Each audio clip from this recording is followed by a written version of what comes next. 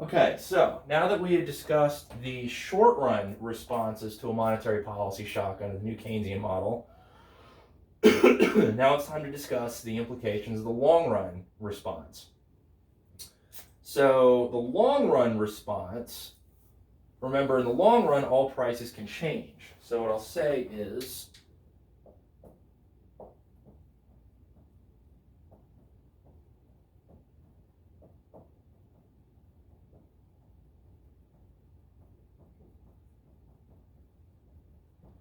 in the long run, all prices are flexible. I hope you can see that. What does that mean? Well, what it means is that in the long run, all of these firms can eventually update their prices.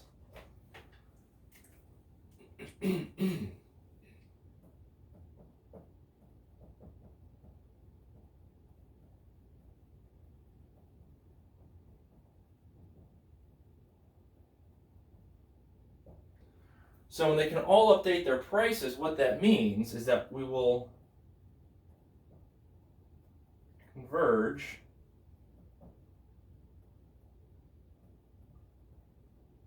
to a new expected price level.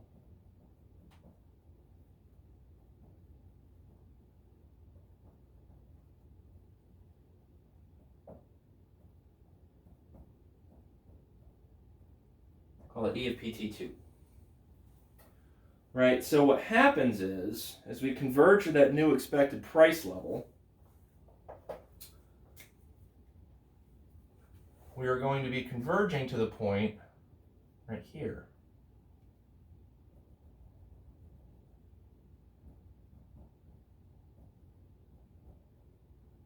Like that. Right, so that's where firms are going to be ending up. But how the hell do we get there? Because as we see, right, the short run aggregate supply curve is in no way, shape, or form even remotely close to that. So what's going to happen? Well, let's see. Prices are going to go up, right? And prices go up. So if prices go up, the LM curve is going to shift all the way back in, just like it did in the real business cycle model.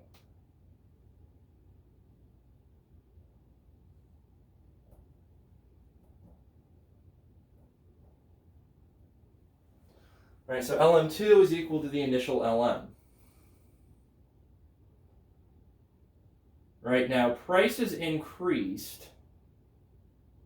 So if prices increase, the short run aggregate supply curve isn't going to move, right? Because it's a function of prices. But not just prices increased, expected prices also increased. So because the expected price level also goes up, what happens is this short run aggregate supply curve is going to shift inward.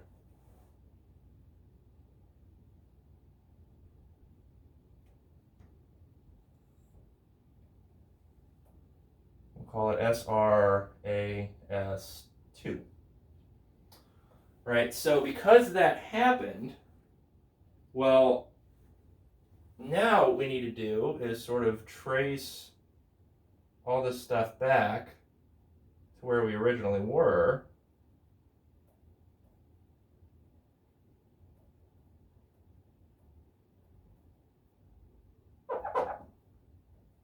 Over to here.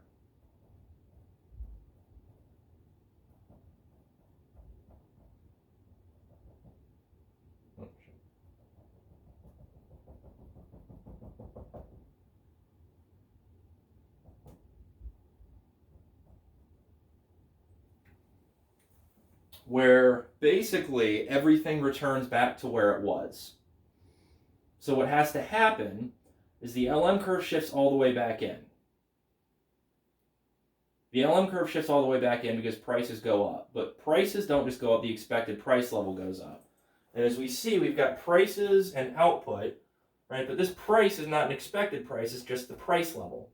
So if you've got something within this graph that is not either PT or YT, because E of PT is not PT, you're going to have something moving around.